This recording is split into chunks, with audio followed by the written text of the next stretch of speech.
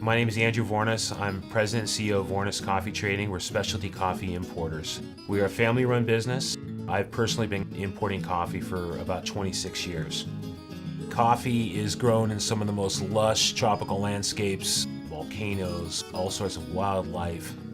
We have a lot of exclusive coffees. We probably have 18 to 20 that we sell that nobody else can get in the world.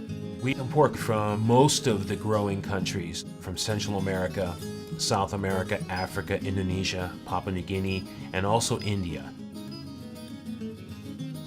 Vournas Coffee imports only what I would call the top 1% in the world. This coffee is grown on small farms, so there's many farmers that will contribute to a lot of these containers that we bring in. I've personally been doing business with 2 or 3 generations of farmers. We're now on the grandkids that we're buying coffee from. It's a relationship business. We make most of these deals on handshakes, and these handshakes mean something. It means the farmer's going to process the coffee correctly and get it to us in great condition. Most of the farmers live in real small group villages. They can be thatched roof huts, adobe houses. They're some of the hardest working people in the world. It's a very long and strenuous process. Once the sapling gets to be about 6 to 12 inches, it is then transferred into the ground. 3 years later, coffee will start to produce cherry. As far as getting it picked and harvested, that's all done by hand, and it's very difficult to do. Most of it's in high mountainous terrain where people have to walk up the sides of these mountains and then pick the coffee. It's then pulped to strip the cherry, then sun-dried in the parchment. A lot of times the parchment then will be transported to trucks to make the real long journey down to the main accessible roads, often by hand or by back. The coffee is loaded up into the trucks and then brought to the mills where the coffee is processed. The infrastructure to get the coffee from point A to point B is terrible.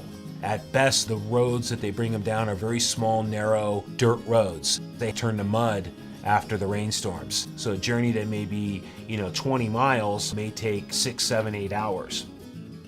The mill will then strip the parchment, get it down to its green state, and then we will bring in the coffees in the containers into the United States. It's no easy task. It takes a long time and a lot of hard work, a lot of hands. We basically are a boutique coffee importing firm. We hunt for the best coffee in the world. Getting these coffees in is not as easy as just wiring money over to a grower. It takes a lot of years of relationship and understanding and trust in that this coffee is going to come in the way you want it to come in. We take the risk out of a roaster going down direct. If the coffee comes in bad, it's very difficult to go back and get your money back. We have lots of roasters that have been buying from us for 20 plus years. And we like to think that through our great coffees that we bring in, we actually help roasters' business by providing them not only with great coffee, but fantastic stories. Roasters now want the backstory at the retail level and also the wholesale level. People want to be more connected with the products that they grow.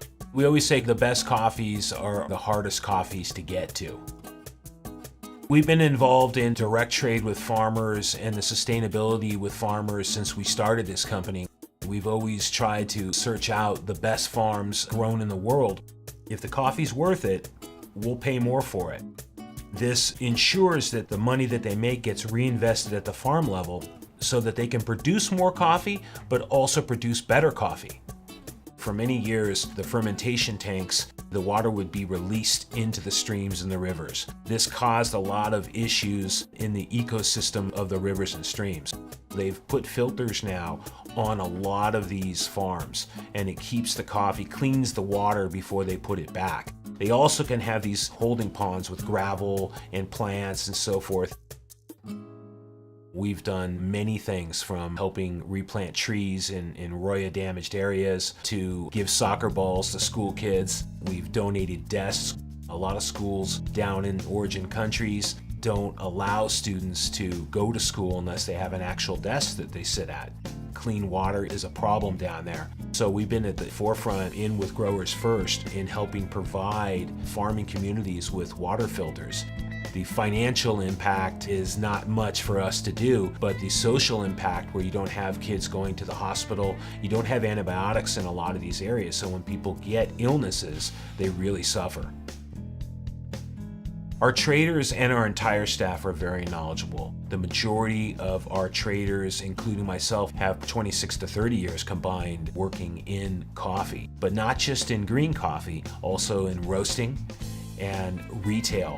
We always offer all of our roasters to come in and cup coffees. Anytime, it's an open invitation. We cup everything that we bring in, and if it doesn't pass our strict cupping standards, we don't bring it in. All we do is give you all the information that we have to make you successful. We'll actually go out and see roaster operations. That's the fun part, is to kind of see your coffees at work. Success starts with the best coffee. If you don't have good coffee, you're not going to have good results.